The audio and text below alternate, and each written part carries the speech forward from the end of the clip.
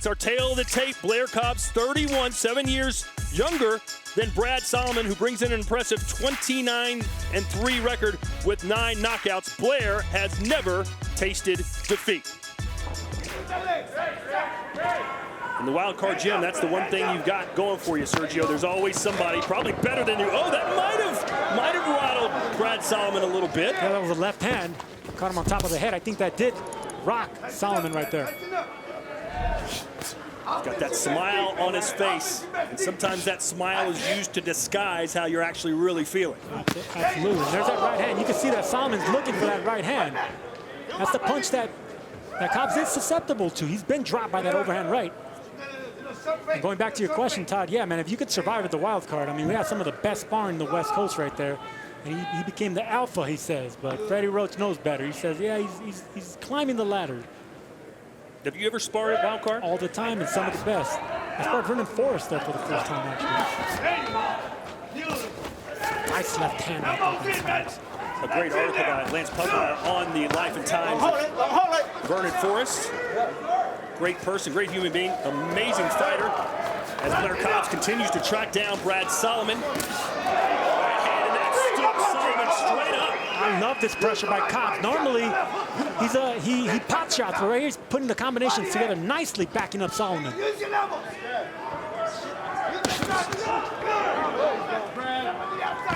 Well, maybe this is a new Brad Solomon. At least stylistically, we haven't seen him perform in this manner. Straight left hand for Cobbs, and now he's letting his hands loose.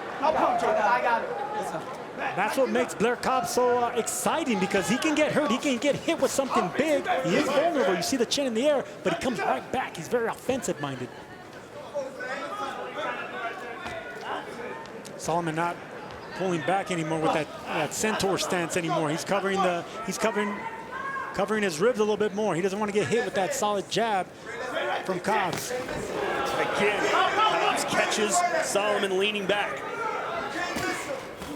Good body shots there. This is not where Solomon wants to be. Big deep breath from Solomon, and this may be the start of the end. Cobb's going to create a little bit of space here. Nose, the blood coming out of the nose now of Brad Solomon, who answers with a left hook.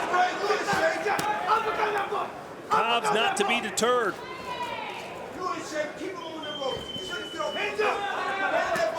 Is this fatigue from Solomon? I love those stabs to the body of, no. This is exactly what Cobbs is looking for, those body shots. He's stabbing and taking the fight away from Solomon. Yeah, both things can be true, though. This is definitely fatigue from Solomon. You see the mouth open, and he's just looking for that home run shot to maybe get a knockout.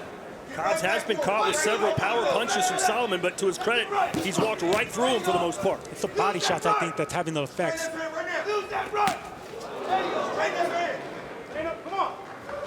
Solomon does not look like he's in a good place. There's a big left.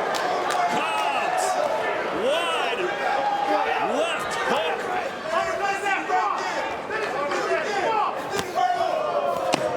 And then he's going to take a knee. That is a knockdown. And they have waved it off. It's over. He promised an electrifying performance, and he has delivered. The Blair Cobb. That was the right stoppage by Rafael Ramos. It seems like the left eye Brad Solomon is bothering him with a shot right in the eye socket. Great call by Rafael Ramos.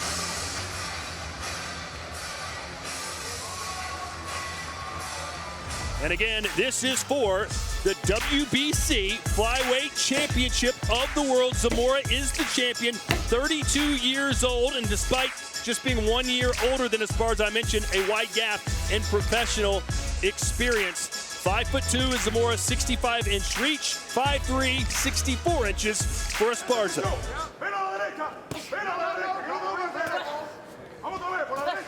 Neither one of these fighters necessarily known as a KO puncher. Esparza just and just as I say that, the champ puts the challenger down. And Esparza was getting a little bit too cocky, a little bit too aggressive there against the champion. Well, that's exactly what I said. In Team Zamora, they believe her power is the difference in this fight. What a turn of events. Esparza looked fantastic for the first minute and a half of this round, and then one punch from Zamora changes the narrative. Zamora coming off a unanimous decision win in December against Gabriela Sanchez. She won 100-90 on one of the cards, 97-93 on the other two. Yeah, watching back those fights, Zamora's greatest advantage was that she was able to dictate the pace. Her volume punching pushed her last two opponents back. So far, we've seen Esparza be equal to, or at least maybe even more of the aggressor in this fight. Oh, big left hook from Zamora. Yeah, before that, she got hit with an overhand right. She might be shook a little bit, Esparza. And I will say this, Esparza has put out a ton of energy through these first 4 rounds. Yeah, her knees buckled going in her corner right there. She might have been shook by those 2 punches. Deep breath. Watch her right here. Stop punching. The conditioning of both these fighters is off the charts. Good shot, good straight right hand right there by Zamora. If you got a heavy bag at your local gym, go there sometime and throw 1,000 punches. You can't do it.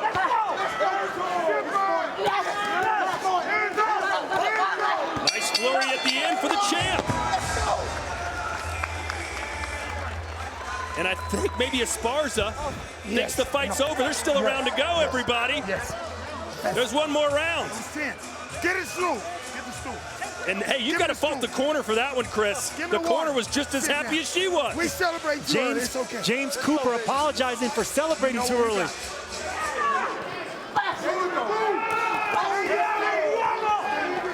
Finish clean, finish clean. Under 30 to go. Zamora digging down to the torso and now up top. See, all those shots right there may not be landing clean, but it's activity, it's volume. And Esparza, who was pot-shotting for the last 9 rounds, it's not enough in this last round. She's being outworked by the champion. Zamora finishing strong, but will it be enough? They'll slug it out as we head towards the final bell, and this crowd in El Paso loves it. What a fight. What a fight. We now go to the judges' scorecards. Here are the totals. Judge Daniel Sandoval sees the bout 97-92. Judge Wilfredo Espero has the bout 95-94. And Judge Lucy Rogers sees the bout 96-94. To the winner by unanimous decision. And the new WBC Women's Flyweight Champion of the World from Houston, Texas,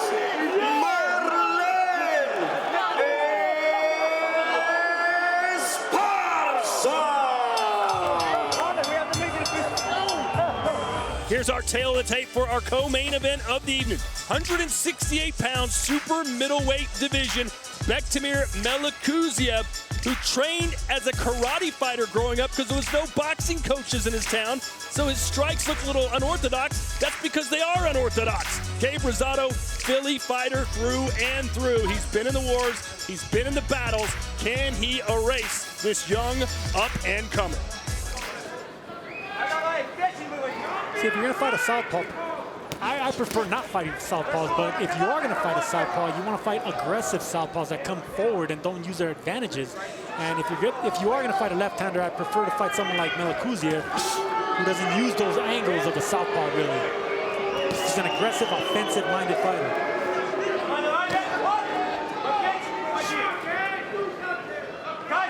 Is it important for Rosado to get Melikuziev's respect early in this fight?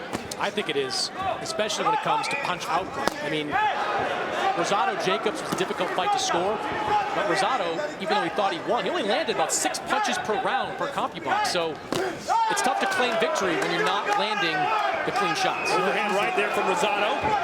He's a little off balance as Rosado. No, it's the body shots, I think. I think Melikuziev landed 2 hard shots to the body that caught the attention of Rosado. And then and he takes a knee. First round, Rosado down. It was the body shot, Todd. I'm telling you, that's what it was. Even if they were blocked, they still had an effect on Gabriel Rosado. And the veteran waits to the last second to get up. Melikuziev, oh, and the bell rings just in time. It was a body punch from the body puncher. Round 3 scheduled for 12, but at this pace, not sure we're going to get there.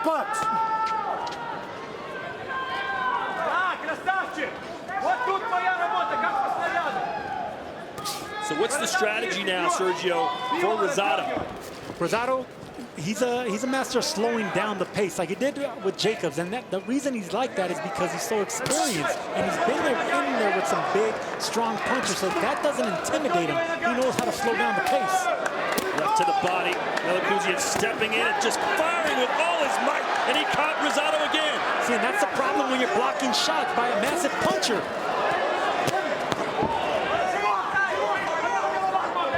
Whenever you're dealing with a fighter with heavy hands, you want to make him miss completely. You don't want to give him any target to hit, even if it's blocked. Now, there are a lot of fighters that go to the body as part of an overall strategy. Melikuziev goes to the body as his strategy. And you can see how those body shots move Rosado, even when he's blocking those body shots.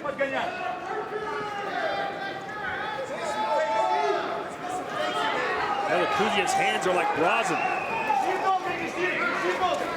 What? Were you trying to use that word earlier? Ooh, big shot! Okay, Rosado just put him flat on his face. It's a knockout of the year contender from Game King Rosado. Rosado knocks him out with an overhand right. Incredible! Back the bully gets bullied by Gabe Rosado, the veteran. He waited for that one special moment and dropped a bomb. When is this man not in exciting fights? Unbelievable by King Gabe Rosado. Boom, right there, right on the right side of the jaw, left side.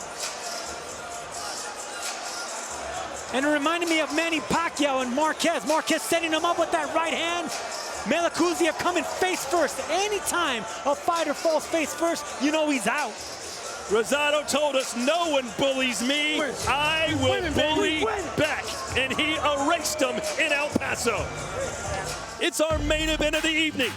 Mexican superstar Jaime Munguia, undefeated. He's still a big boy at 160 pounds. He was massive at 154. He has a 72-inch reach. He's 6 feet tall. As for Szeremeta, he's shorter and will be at a 2-inch reach disadvantage. Strategy would think for Szeremeta would be to frustrate Munguia, force him into making mistakes, and then capitalize.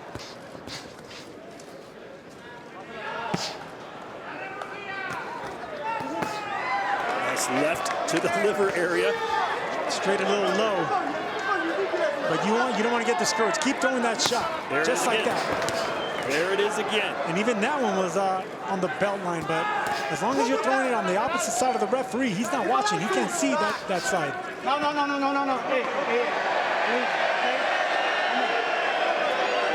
Little cute uppercut while I was holding Munguia. Maybe not so cute to these fans. I will say this about Szeremeta, that jab is on point.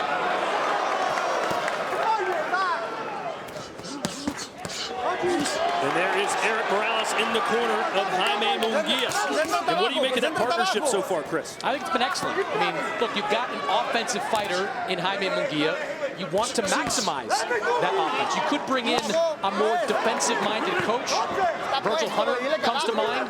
But if you're a young fighter like Munguia, bring out the best of that arsenal. Eric Morales was a tremendous offensive fighter. You dance with the girl, brought you to the dance. Offensive weapons got Munguia a world title at 154, and it's helped him become a star in Mexico. And he's doing pretty well here against Szeremeta. There's a rare angle that you never see from Munguia. Oh, there's an uppercut. It was a left uppercut this time. I like the fact that he got an angle on Szeremeta. He switched off. That takes footwork. Sergio, Szeremeta's landing some punches, but I don't know that standing in front of Jaime Munguia and just trading with him is a sound strategy. It's not. Even when your hand's up, you can see his face getting really red. I mean, those punches, whether they're blocked or not, have an effect on you.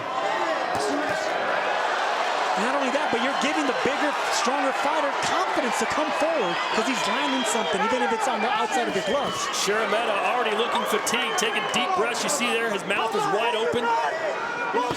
He did take this fight on 2 weeks' notice. I would love to see Munguia double up on those body shots on one side.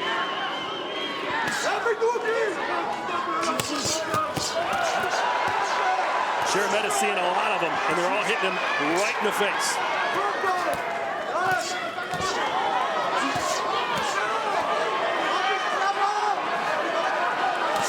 Munguia with no respect for Szeremeta now. Pushing him, coming straight forward, throwing every punch in the book. Oh, what a big uppercut. Best punch of the fight, and now Szeremeta really looks like he's hurting. I don't feel this fight's gonna last much longer, guys. The referee's been taking a long look at Szeremeta through this. No knockdowns up until this point, but the referee may decide Szeremeta's taking enough punishment. Yeah, he's getting closer and closer, isn't he? Closer and closer.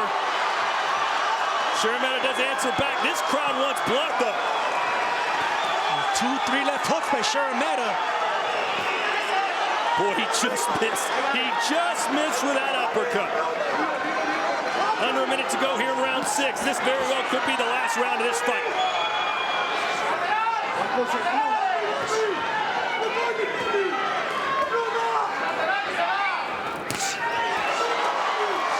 See, that shot was blocked right there, but that had a major effect on Szeremeta right there.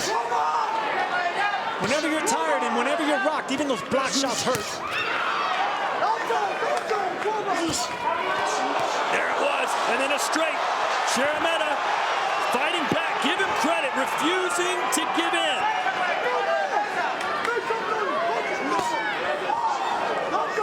This has turned into a showcase fight for Jaime Munguia. Look at all the different kind of punches I can throw. I think you're going to see a warning to the corner of Szeremeta after this round that if he doesn't show the referee something, the referee's going to stop him.